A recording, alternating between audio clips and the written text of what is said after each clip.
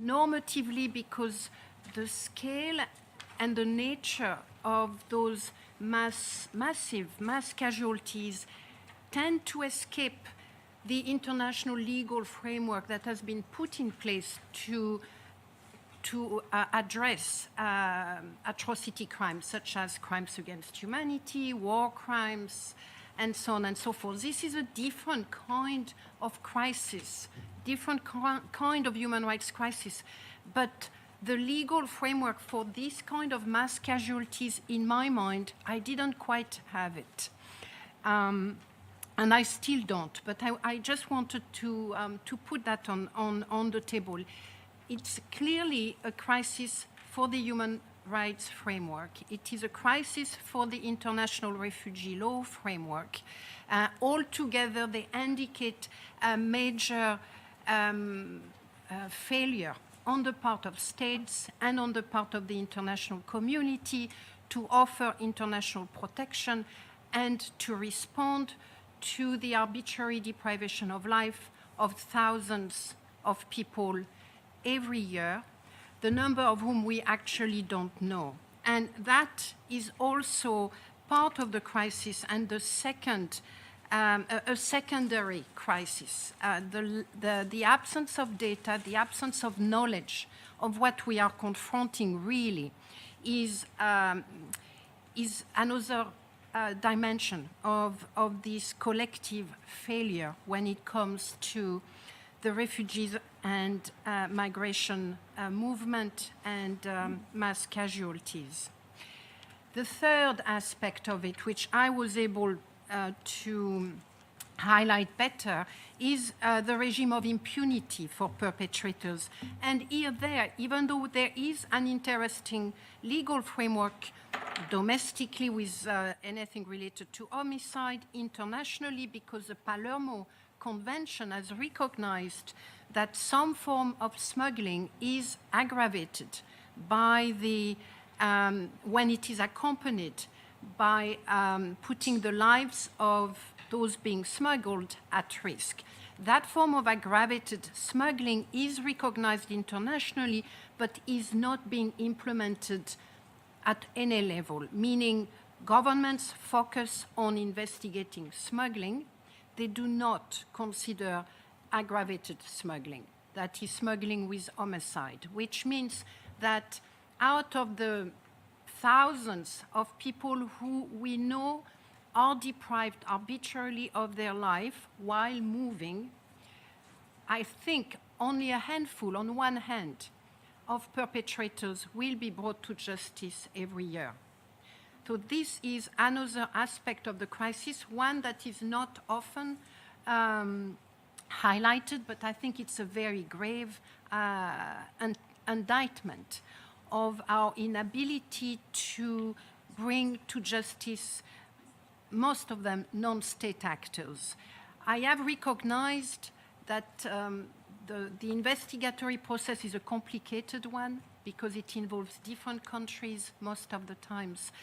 But that means that we need to bring far more effort and priorities on that particular aspect. I want also, before starting and opening the floor to the speakers, I want to point out that there are a vast number of small-scale and sometimes larger-scale initiatives at the moment seeking to address the problems related to the absence of protection for migrants and refugees, and in particular their arbitrary deprivation of life. We have here a sample of some of the unbelievably strong and creative individuals, including in governments and in non-governmental organizations and intergovernmental organizations, who are really doing a great job trying to prevent or respond to these unlawful deaths. Most of the time, those initiatives are small. They need to be scaled up to become far more meaningful in view of the scale of the problem. Some of those initiatives may be larger, and maybe we'll hear more from UNHCR, for instance. For those, we need more political will to make sure that they get all the backup required to be fully implemented.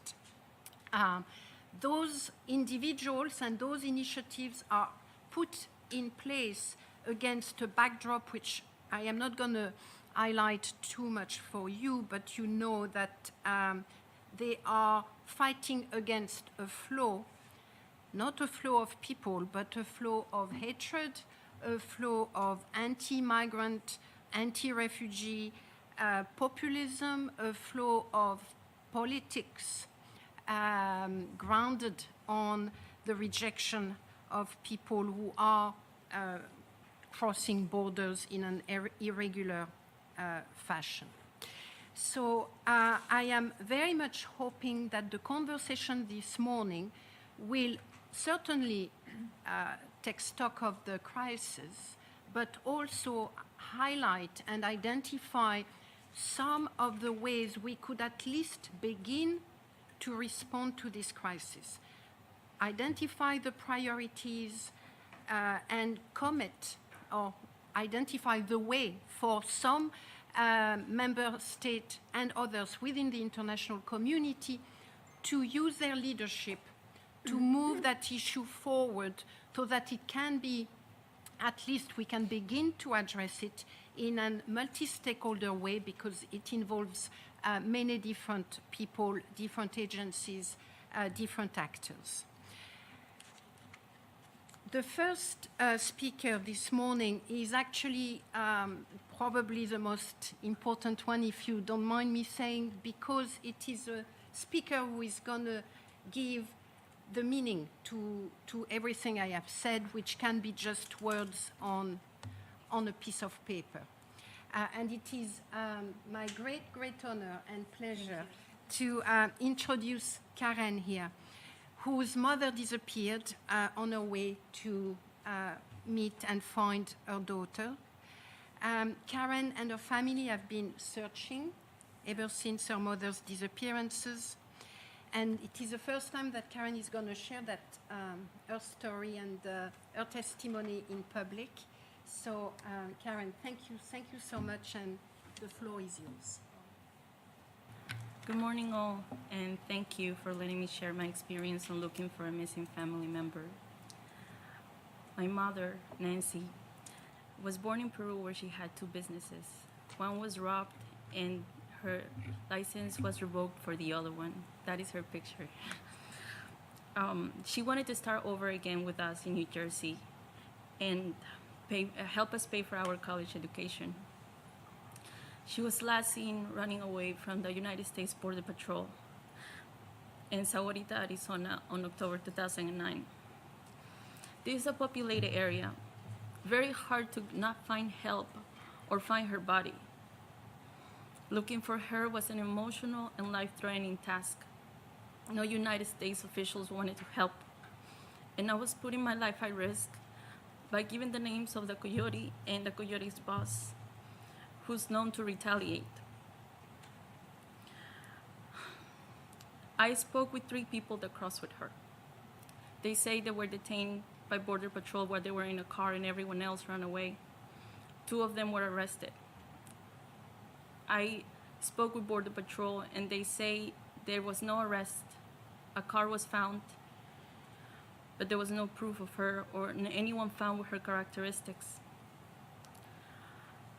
So, who should I believe? I asked the police for help. They say they cannot find anyone without Social Security. I asked an immigration officer for help, and they say that they can only deport her. And they cannot do any investigation without judicial order, as much as I provided all the investigation I had. So I asked lawyers to take the case, but they did not want to take the case unless she was found. A private investigator did not give us much news. And the media, such as Telemundo, Univision, and other newspapers told me my case was very common and they could not help. So that's when I learned that there was no official help for an illegal immigrant gone missing in a foreign country unless she was declared dead. So I went to Arizona with my dad, and I was fortunate to find members of No More Deaths and Colibri who confirmed with me there was no one seen with my mom's characteristics or no bodies with my mom's characteristics. So I started my investigation by asking people in the area where she was last seen. I put up my information on flyers. Then I went to the United States border to ask and to confirm if anyone was deported or seen with her characteristics. We got no news anywhere. We only got scams, dead ends, people asking for money, saying that they had her with no proof. So we noticed we had to get out of the border when someone asked my father to sell me as if I was a souvenir. Like, life over there did not matter much. So we filed a complaint with the Peruvian consulate, who filed an investigation with the Mexican federal police after she was declared dead. The investigation is pending the Coyote's boss testimony, which keeps getting postponed because he's now the mayor of his town. Now, after 8 years, my grandma still buys my mom gifts every Christmas year, hoping for her return. I often think of her, and she was already declared dead, but to me, or in my mind, she could be dead, she could be abducted, or there is any unknown reason that she would not appear. I find it very hard she would not appear. What I would like to say is that many affected are not legal and not afraid to ask for official help on time. And I beg for help as a daughter, as a legal immigrant, as a United States citizen, and it still had not made a difference. And I hope that with your help, missing people like my mom could attain the right for a proper investigation. Thank you again for your time to hear my story. Thank you very much. Thank you. Thank you very much, Karen, for sharing this, your experience looking for your mother, an experience that is duplicated by thousands here in Mexico, in Central America, as well as in a place like Italy, where a lot of migrants arrive. The current testimonies also highlighted the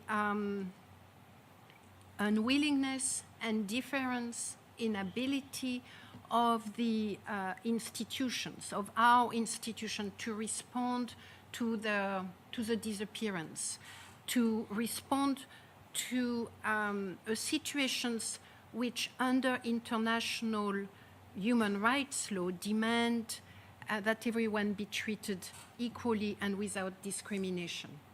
That, unfortunately, is far from being the case. And another aspect of Karen's story, I think, which is certainly very present in Central America and has been time and time again denounced by the Inter-American Commission, is the interactions between the smuggling, the trafficking, the criminal gang, and local officials. The fact that the Coyote, which is the name for a smuggler, is now mayor of this city, highlight this very fluid relationship between criminal smuggling operation and trafficking and officials, certainly at local level.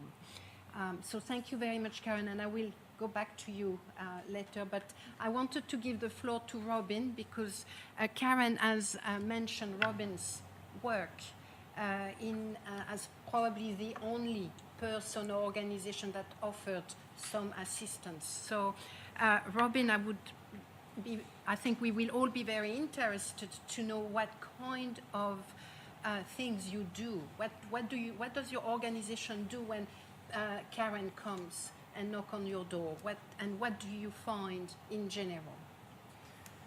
Yes, thank you. And I'm very sorry, I'm completely missing in my duty. Let me introduce first Robin, as Dr. Robin Reinecke is the Executive Director and co-founder of the Colibri Center for Human Rights, a non-profit family advocacy organization working to end death and suffering on the US-Mexico border by partnering with families of the dead and missing. She's also a research social scientist in anthropology at the University of Arizona Southwest Center. And she and Colibri have worked to support families of missing migrants since 2006.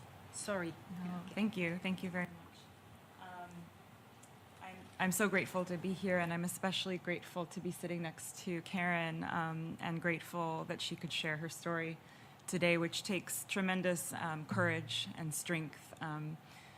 Karen is not alone in the experience of searching without very much assistance for a missing loved one who has disappeared attempting to cross the US-Mexico border to join their family.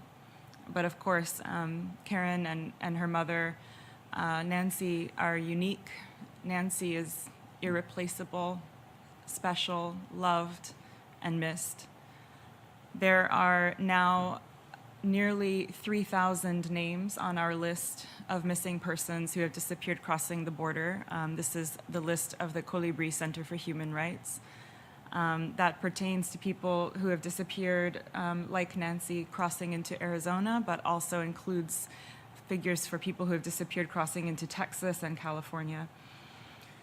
There have been a minimum of 10,000 human remains found in the last 2 decades along the US-Mexico border.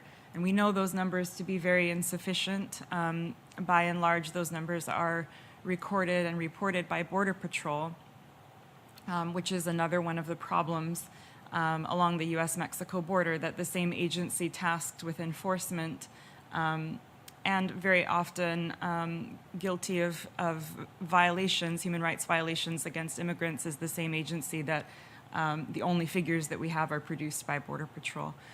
In southern Arizona, Colibri has worked very closely with the Pima County Office of the Medical Examiner over the last decade. So I first met Karen and her father in 2009, I believe, yes, when they came to Tucson in search of Nancy. The Pima County Office of the Medical Examiner has investigated the deaths of more than 2,800 individuals who have been found deceased in the borderlands of southern Arizona. On top of that, we have thousands missing. And what Colibri Center for Human Rights does, along with the Medical Examiner's Office, is to build sanctuary around the process of searching for a missing loved one. We believe that not only should families not be turned away when they come to report a missing loved one, but they should feel safe and comfortable doing so, and they should not be sent only to agencies that wish to deport them. Right now, the United States system is dependent on a law enforcement approach for searching and investigating missing persons cases. So what Colibri does, we're a nonprofit, non-governmental organization partnering with forensic scientists at a county medical examiner's office. We kind of separate out the part of forensics that is scientific, that is investigatory in the sense of investigating crimes of the state. But we do not partner with law enforcement, and we do not believe that it is correct for families like Karen's to have to go to law enforcement. And of course, Karen speaks very powerfully to the fact that she tried to go to a number of official agencies and even still was turned away, and that's a very common occurrence. Of course, the families suffer very greatly without answers. Families around the globe now, thousands on the US-Mexico border, that are sick every day the person is missing. Ambiguous loss due to disappearance of a loved one has been compared to post-traumatic stress disorder, but where the trauma is occurring every single day that the person is missing. I really think that this issue of the missing cannot be underemphasized in terms of the grave suffering it inflicts upon families. People are having health issues, their heart troubles are increasing, they struggle to eat and sleep and carry out a normal life while someone is missing. It's very, very, very difficult to move on without answers. All of this, of course, is caused by prevention through deterrence. So the loss of life and the disappearance on the border has funneled individuals like Karen through the most inhospitable and dangerous areas of the US-Mexico border. And it's been caused, like Agnes mentioned at the beginning, by this dominant criminalization of immigrants. So often when families like Karen's approach law enforcement or approach official entities searching for a missing human being, it's as if what the entities do is they skip over the fact of the disappearance of a missing human being and they pursue information about the smugglers, or they pursue information about the Social Security and how can we deport this criminal person, rather than acknowledging that individual as a endangered and missing human being. Colibri's approach centers the families. We meet the families where they are in their search for information. And we've had great success with the medical examiner's office. We've been able to help hundreds of families find answers that otherwise would not have. And I'm just going to end by saying this is not just about searching for truth for the families, but it's also searching for a better solution. We don't need a wall on the US-Mexico border, and there are much smarter solutions that don't put hundreds and thousands of people's lives at risk every year. Thank you. Thank you very much, Robin. I will return to you a bit later, and you can talk to us about the DNA collection and how you match it with that, because this is a very important element of the response at technical level. I believe that if they found the root cause, it would have prevented not only my mom, but I believe that other people might have died or might have disappeared on their hands. If they would have a proper official investigation, they could have found the root cause and could have prevented those deaths. That's what I think it will help. Thank you, and I actually fully agree that a proper investigation into those deaths is an absolute necessity, which I hope will be reflected in the Global Compact and others. Robin, what you do work quite a lot trying to collect data, link those data with families. How can we scale up that initiative, the collection of DNA, and to make it a really effective tool regionally or more? Thank you. There are a number of existing family advocacy organizations with very, very little support. So along the US-Mexico border, there's the Colibri Center for Human Rights, there's the Argentine Forensic Anthropology team, there is a project at the Texas State University at San Marcos led by Dr. Kate Spradley called Operation Identification. There's the South Texas Human Rights Center. These are all very small, poorly funded nonprofits and university projects bridging a massive gap in service left behind by the state. Instead of receiving any support from large state entities, in fact, we face critiques and attacks on our methods, even though we are meeting families like Karen's where they are in their need for truth and information. So the Colibri Center for Human Rights, along with the Argentine Forensic Anthropology team, we do collect DNA from relatives of the missing. And we have had tremendous success in identifications in some regions along the border. But we've had to take, by and large, a kind of a private approach and send the DNA to a private lab that's willing to work with families who are not comfortable working with law enforcement. So sadly, there's a tragic scale of the problem that's very solvable, which is it gets technical, but it has to do with the fact that once you create this law enforcement kind of wall around a system, so you must go through law enforcement in order to approach this service of using DNA for your search.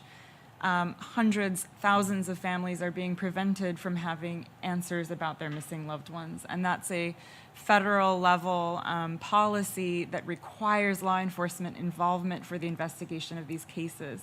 So I think one of the potentially most powerful fixes to at least many cases of disappeared migrants on the US-Mexico border is coming up with an alternate to a law enforcement approach. And there are other models. So for example, the New York Office of the Medical Examiner, we're here in New York, they are able to assist families from a medical legal, from a public health approach rather than a law enforcement approach. So in the United States right now, thousands of identifications of unidentified remains found on the border, I think, are being prevented by this barrier around the system built by law enforcement. Another problem has to do with just lack of local support. So counties along the US-Mexico border facing limited budgets, limited training, limited capacity, and similar to the nonprofits, kind of getting federal level critique and federal level overmanagement of their cases without very much tangible support.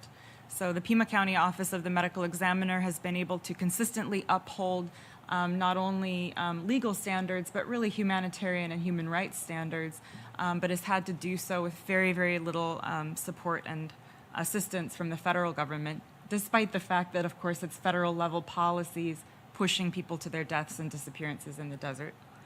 And then there's also the issue of enforcing standards. So Pima County stands out for following these standards, but there's really no imperative, there's no legal imperative to do so. So there are other counties along the border that are doing abysmal things to the dead and showing an incredible lack of respect to the dead and the families of the missing. And I think finally, a very cheap and simple request, I think that Karen will probably agree with me about, is just simply ending the silence about this issue. And lifting up the voices of those most affected and listening to the stories of the families and paying attention to the loss of life on the border. Too often the conversations about the border are focusing on this language of security to the exclusion of the fact that those policies built on this language of fear and xenophobia and security are leading hundreds of thousands of people to their deaths. So we have a very serious problem when we're talking about security in one way and we're leaving aside and we're erasing the fact that there is no security when hundreds of thousands of people are disappearing and dying. Thank you very much, Robin. I just want to have follow-up questions because you are critiquing the law enforcement approach. But how are we going to investigate the actual causes of death and the perpetrators if we don't involve the law enforcement agencies? I wonder if there's an approach that could involve investigatory agencies that are not local law enforcement or that are not associated for the families with a deportation regime. Especially right now in a Trump administration where the deportations of non-criminal immigrants is up over 170%. So I think there's a judicial option that does not involve local police and border patrol. And right now I think there really hasn't been enough creative solutions that have been brought to the table where there could perhaps be a buffer between families and law enforcement, whether that could be forensic officials or family advocacy organizations, but asking highly vulnerable and deportable immigrants to report directly to law enforcement, I think is something that's stalling most investigations. And it's not only the fear of immigrants, but it's like what Karen said, that even though when she tried to go to police, she was turned away, or there's an attention towards the smuggling at the expense of the attention towards the missing persons case. Natural geographies like the Mediterranean and like the desert are being weaponized and being intentionally used to cause harm, intentionally used ostensibly for deterrence, but in ways that have been articulated very clearly in state-authored documents that they are intended to cause death. And if you look at the 1994 strategic plan by the Border Patrol, signed by Doris Meisner under President Clinton, and that strategy is still what dominates the militarization strategy along the southern border, there's language in that official document that says violence will increase as effects of strategy are felt. And that is under measures of success. So there's state-signed documents that really lead evidence of intention to cause harm. And I think one of the conversations that we need to have in these spaces is not only prosecuting smugglers, but also prosecuting those states that are really the engineers behind this entire system where people are pushed into the arms of smugglers because they have no other option. Okay, well, maybe prosecuting the state, maybe. I mean, I understand where you're coming from.